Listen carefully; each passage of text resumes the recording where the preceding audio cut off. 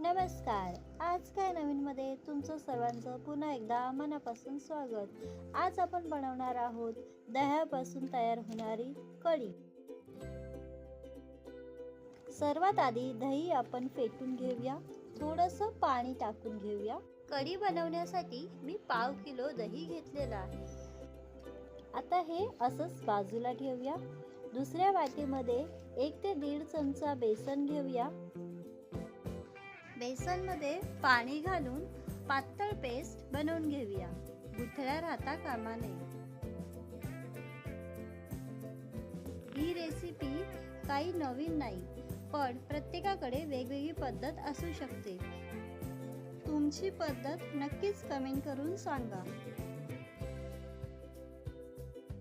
आता तुम्ही पाहू शकता इथे पातळ पेस्ट झालेली आहे. जास्त बनवू नका, नेमकीच घ्या. या तयार पेस्टमध्ये पाव चमचा हळद घालून मिक्स करून घेऊया. कढी बनवण्यासाठी मी इथे दह्याचा वापर करत आहे. तुम्ही ताक वापरता का हे मला नक्की कमेंट करून सांगा. ही कढी चवीला आंबट आणि तिखट असते. तुम्ही तुमच्या आवडीनुसार साखर सुद्धा घालू शकता.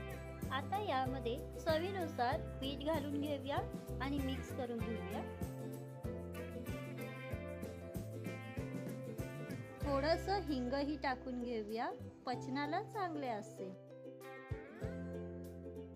पेस्ट तयार झालेली आहे. छान रंग सुद्धा आलेला आहे. आता आपण ही पेस्ट जे फेटून ठेवलेले दही होते त्यामध्ये टाकून घेऊया.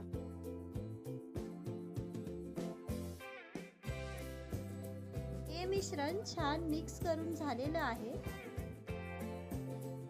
आता गॅस पेटवून त्यावर कढई ठेवूया आणि मंद आचेवरच गॅस घेऊन ते मिक्स केलेलं दह्याचं मिश्रण या कढईत टाकून घेऊया. थोडेसे पाणी सुद्धा मिक्स करून देऊया आणि मंद आचेवरच याला हलकीशी उकळी येऊन देऊया. लक्षात असू द्या, आपण गॅस मंद आचेवरच ठेवला आहे. कढीला 5 ते 10 मिनिटं छान उकळी येऊ दिलेली आहे.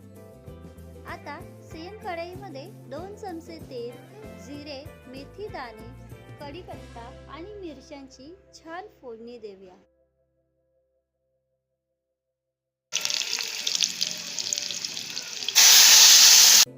तुम्ही बघू शकता छान फोडणी दिलेली आहे. आता यामध्येच सर्व कढी मिक्स करून घेऊया. पुन्हा एकदा 2 मिनिटं कढी छान शिजू देऊया आणि भातासोबत किंवा भाकरीसोबत एन्जॉय करूया.